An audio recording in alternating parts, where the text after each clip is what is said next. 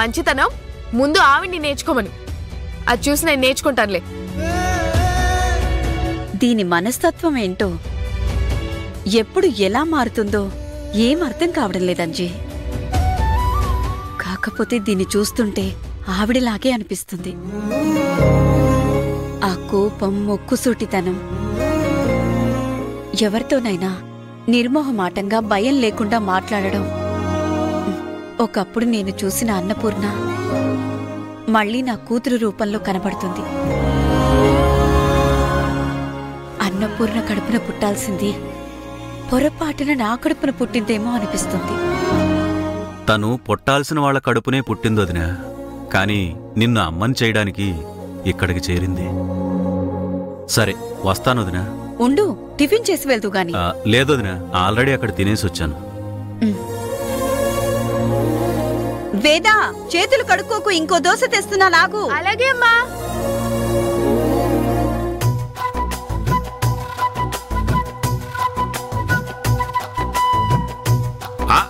Joker అబ్బా అది ఇది కోటయ్య, ఇదిగో రాయుడు గారి తోటలో ఆట మొదలెడుతున్నారు, నువ్వు రావా? రే, యుద్ధం అన్నాక సైనికుడు వెనకాడ్డం, ఆట అన్నాక ఈ కోటయ్య వెనకాడ్డం.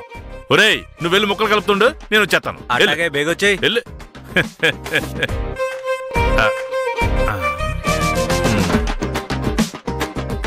చేతిలో చూస్తే డబ్బులు లేవు, ఎలా? ఓకే.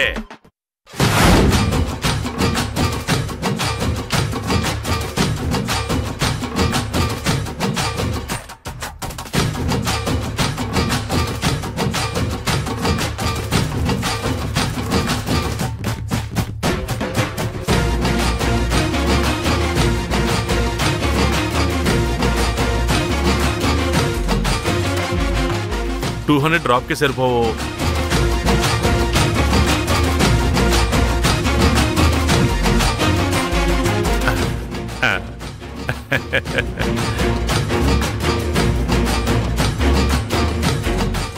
ఏమండి?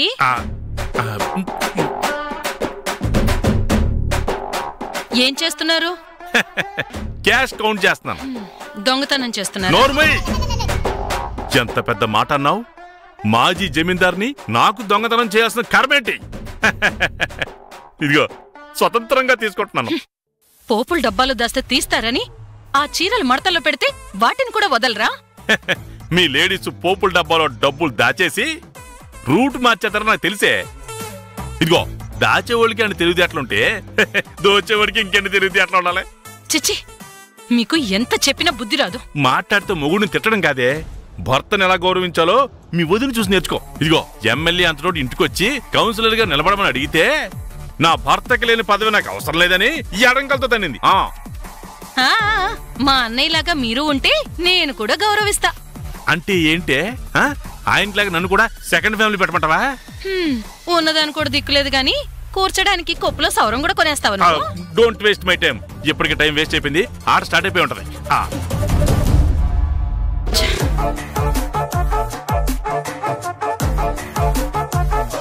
అబ్బా, ఇంత కష్టపడితే దక్కింది బోర్డు 500. మిడిల్ డ్రాప్కే సరిపోదు.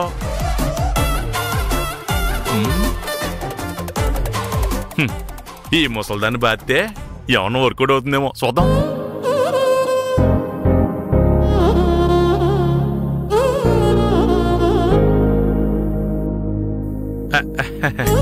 అత్తయ్య, మీ కాలు నొప్పులు తగ్గాయా? మందులు వాడుతున్నాను కదా, కాస్త తగ్గాయిలే. మీ కాలు నొప్పులు తగ్గింది మందుల వల్ల కాదు, నా ముక్కు వల్ల. ముక్క? అవునత్తయ్య, మీ మోకాల నొప్పులు తగ్గాలని అన్నారం సత్యనారాయణ స్వామికి మొక్కుకున్నాను. క్యాష్ కొట్టు. క్యాషా? ఎందుకు? ఎందుకంటే ఏంటత్తయ్య, ముక్కని చెప్పాను కదా. అన్నవరం వెళ్ళాలి, మోకాల మీద మెట్లు ఎక్కాలి, మెట్టి మెట్టికి కొబ్బరికాయ కొట్టాలి, దేవుడికి హారతులు పట్టాలి, పంతులు గారి చేతిలో దక్షిణ పెట్టాలి. ఊయి కొట్టు. నా దగ్గర లేవు. క్యాష్ లేకపోయినా పర్వాలేదు,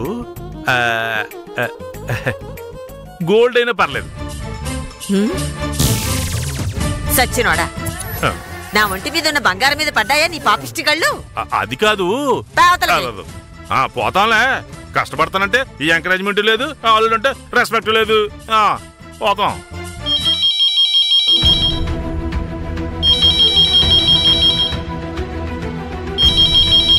ఇదిగో ఫోన్ మోగుతోంది, ఎవరైనా చూడండి.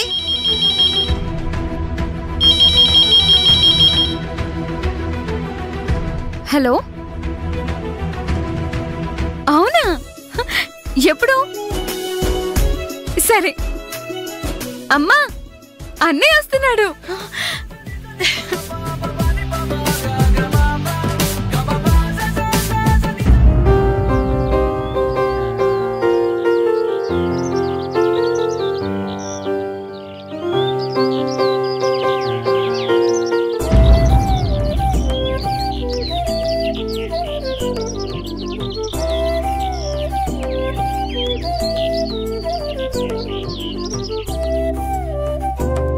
వద్రా వద్రా.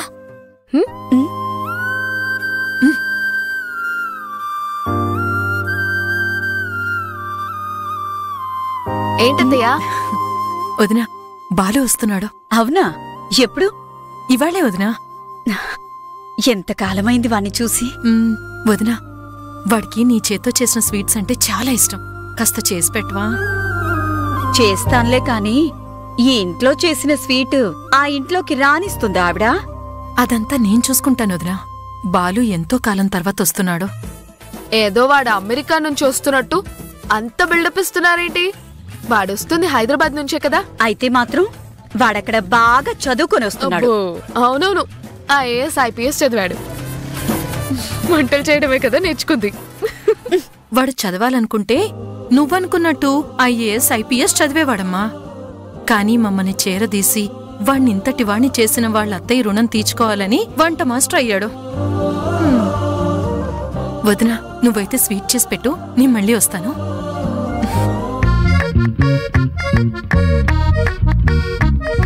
వేదా, వేదా,